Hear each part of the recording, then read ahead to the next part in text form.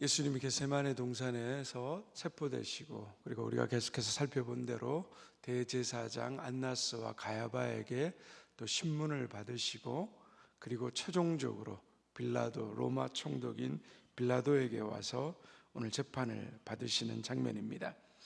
28절에 보면 빌라도 총독의 관정이라는 건 영어 성행경에 보면 그 빌라도 총독의 법정, 말하자면 빌라도 총독이 묵고 있는 그 막사를 이야기합니다. 그런데 그 어떤 유대인 중에 아무도 그 관정에 들어가지 않으려고 했다는 겁니다. 왜냐하면 그 기간이 유월절 기간이었기 때문에 이방인의 그 로마 사람의 법정에 들어가면 유대인들은 부정해진다라고 믿었기 때문입니다. 부정해지면 유월절 잔치에 참여해서 그 음식을 먹을 수 없기 때문입니다. 유월절은 이스라엘 백성들이 이집트의 그 노예 생활에서 해방된 것을 기념하는 이스라엘 최대의 축제입니다. 이 유월절에 먹는 음식, 그 유월절 잔치에 먹는 음식이 무엇입니까? 그것은 1년 된 어린 양 수컷과 그리고 무교병과 쓴나물을 먹습니다. 성경은 이 1년 된 어린 양, 그 수컷 어린 양이 바로 예수님 자신을 가리킨다라고 말하고 있습니다. 즉 유월절 잔치에 먹는 그 식사는 바로 예수님을 먹는 것을 상징하는 것입니다. 그런데 이들은 유월절 음식 자체이신 예수님을 이렇게 내던지고 모욕하고 죽이면서 유월절 음식을 먹고자 해서 빌라도의 관정에 들어가지 않으려고 합니다. 이것은 아이러니가 아닐 수 없습니다. 우리의 삶에도 이런 아이러니가 많이 존재하지 않습니까? 말씀에 순종하겠다고 하면서 하루에 한 번도 말씀을 읽지 않거나 묵상하지 않습니다. 하나님의 살아계심이 믿겨지지 않는다라고 말하면서도 한 번도 기도해 보지 않습니다. 거룩하게 살겠다고 말하지만 일상생활에서 자신의 유익을 위해서 남을 속이고 남을 정죄합니다.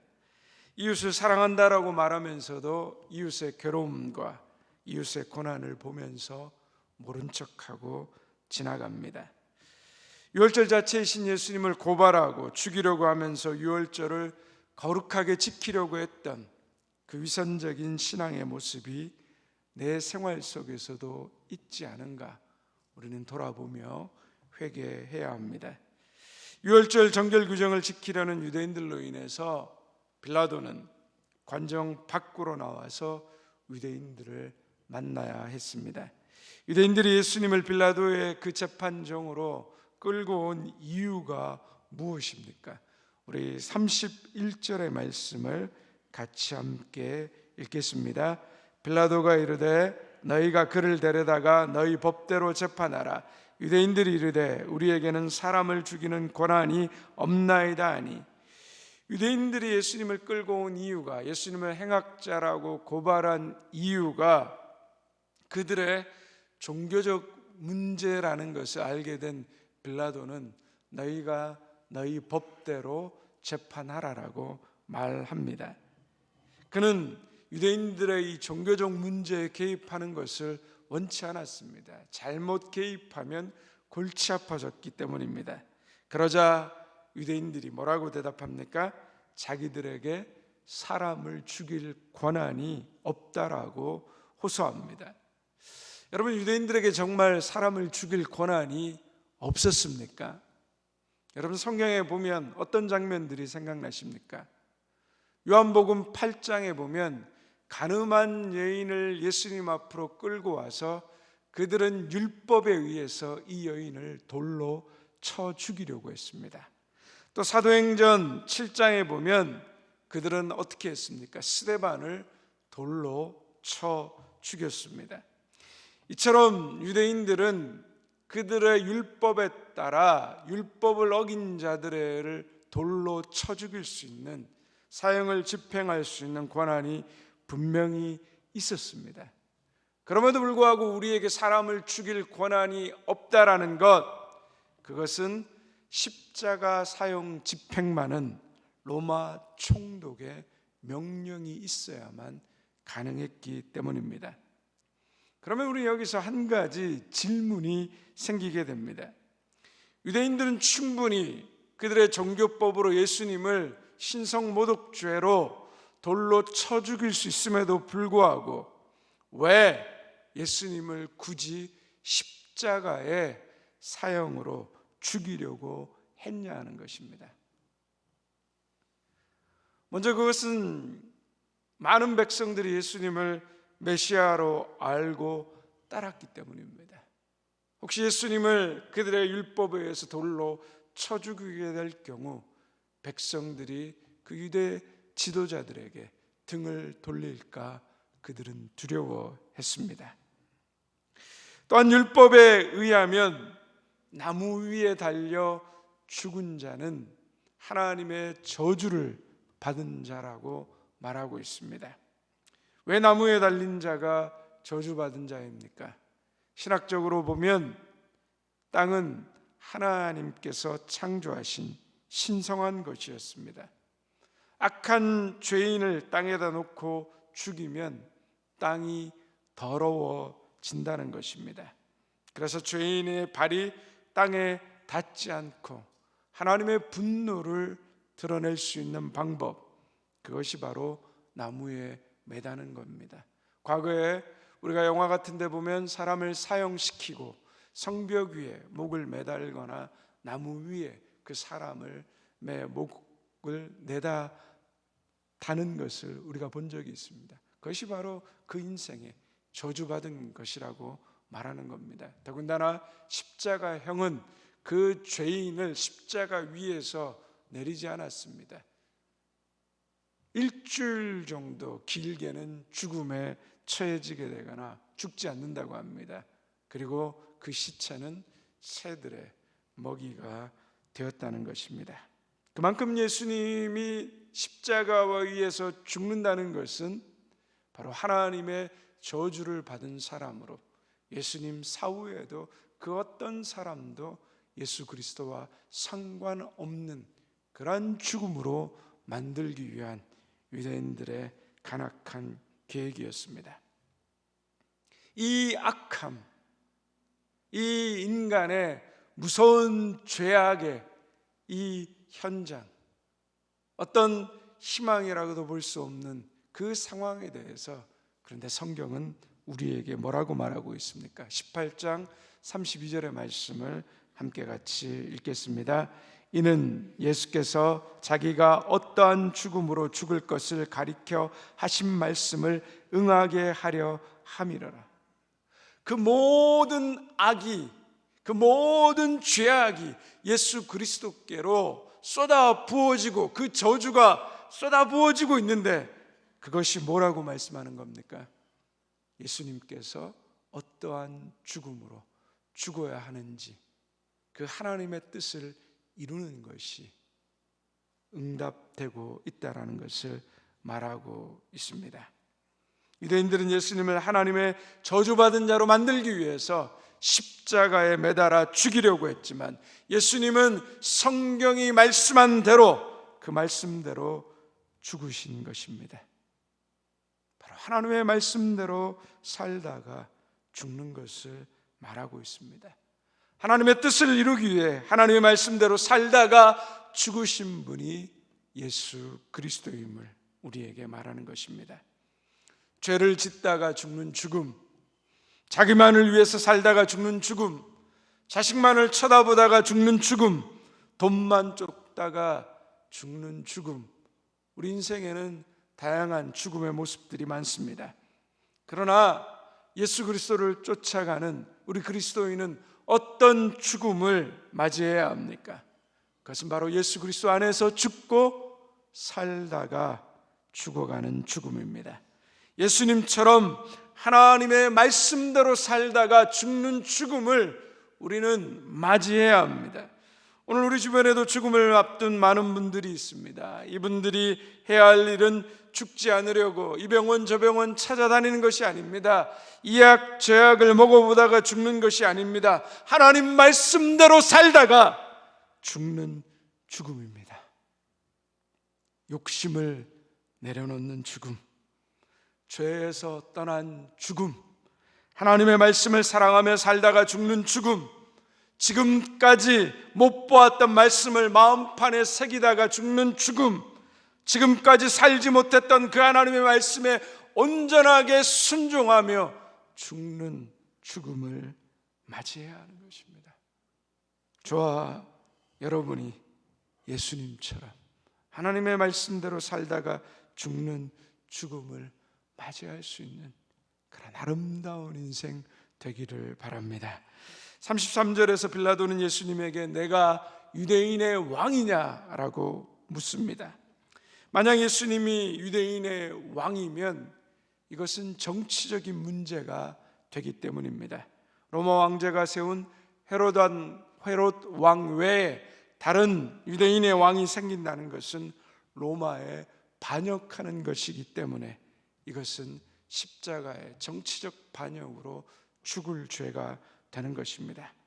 그러나 빌라도의 이런저런 질문에 대해서 예수님은 뭐라고 대답하십니까? 우리 36절의 말씀을 같이 함께 읽겠습니다. 예수께서 대답하시되 내 나라는 이 세상에 속한 것이 아니니라. 만일 내 나라가 이 세상에 속한 것이었다면 내 종들이 싸워 나로 유대인들에게 넘겨지지 않게 하였으리라. 이제 내 나라는 여기에 속한 것이 아니니라. 내 나라는 이 세상에 속한 것이 아니라고 예수님이 말씀합니다. 예수님이 말씀하신 내 나라는 어떤 나라를 말합니까? 그것은 바로 하나님의 나라입니다. 그런데 하나님의 나라는 이 세상에 속하지 않았다라고 말합니다. 많은 사람들이 하나님의 나라가 이 세상에 속하지 않은 것이므로 하나님 나라는 죽어서 가는 나라라고 생각합니다. 그리고 하나님의 나라가 이 세상에 속하지 않았기 때문에 이 세상과 관계없다라고 생각합니다. 그러나 예수님의 이 말씀을 오해하면 안 됩니다. 하나님의 나라는 세상 안에 있지만 세상에 속하지 않은 나라라는 것입니다. 우리의 믿음은 이 세상을 떠나서 사는 것이 아니라 하나님 나라를 우리의 삶의 자리에서 이루어야 하는 것이 우리의 믿음입니다. 예수님이 우리에게 주기도문을 가르치면서 무엇을 말씀하셨습니까? 뜻이 하늘에서 이루어진 것 같이 땅에서도 이루어지게 하소서. 하나님 나라는 이 세상에서 떠나 있는 나라가 아니라 이 세상과 상관없는 나라가 아니라 이 세상 속에 속해 있지만 이 세상의 법과 질서를 따르지 않는 나라라는 것을 말하고 있습니다. 그러므로 우리가 이 땅을 살아가면서 우리에게 하나님께서 주신 사명은 이 세상을 본받지 않고 이 세상의 원리와 질서가 아니라 하나님 나라의 법과 질서, 하나님의 통치와 다스림으로 이 세상 가운데 우리의 삶 가운데 하나님의 나라를 이루어야 된다는 것을 우리에게 말씀하고 있는 것입니다. 그런데 우리의 현실은 어떻습니까? 악한 사람들이 점점 잘 되어져 가는 것 같고 선한 사람들이 고난과 고통을 받는 것을 보게 됩니다. 우리가 바라보는 세상의 모습은 정말 어렵습니다. 정말 이 세상이 변화될 수 있는 걸까 하는 답답함과 고민이 우리 가운데 있는 것입니다. 오늘 본문에서도 예수님을 죽이려는 악은 더욱더 교활하고 왕성한데 예수님이 말씀하시는 그 하나님의 나라는 후퇴하는 것처럼 보입니다. 그런데 여러분, 믿음은 무엇입니까? 믿음은 나의 가능성을 믿는 것이 아니라 하나님의 가능성을 믿는 것입니다. 인간의 가능성이 끝난 그 자리에, 예수님의 죽음이 끝난 그 자리에 하나님의 가능성이 시작된다는 것을 믿는 것입니다. 예수님의 십자가의 죽음이 시작되는 그 자리에서 하나님의 부활의 영광이 오늘 여기 이 자리에서 시작된다는 것을 믿는 믿음입니다. 그래서 믿음은 잘 될 거야가 아니라 나는 실패할지 몰라도 하나님은 실패하지 않으실 거라는 것을 믿는 것입니다.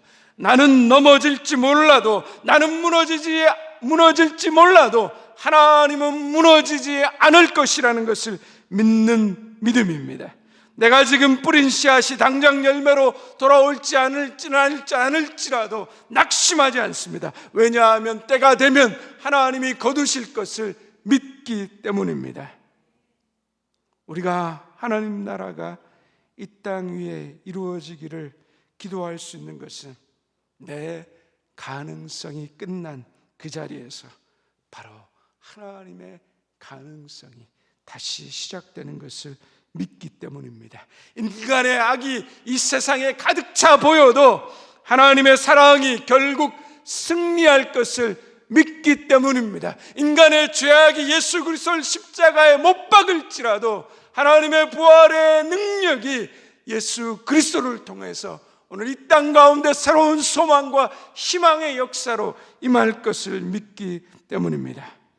예수님은 이 땅에서부터 시작하실 때부터 끝까지 그 하나님 나라를 이루기 위해 살아가셨습니다. 십자가의 죽음의 순간에도 자신의 뜻을 내려놓고 하나님의 뜻을 이루려고 하셨습니다.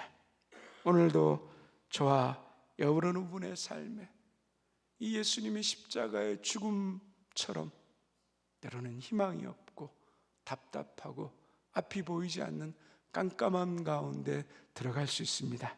그러나 우리 가정에, 우리 직장에, 우리 교회에, 우리 대한민국에 하나님의 나라가 이루어지고 있습니다.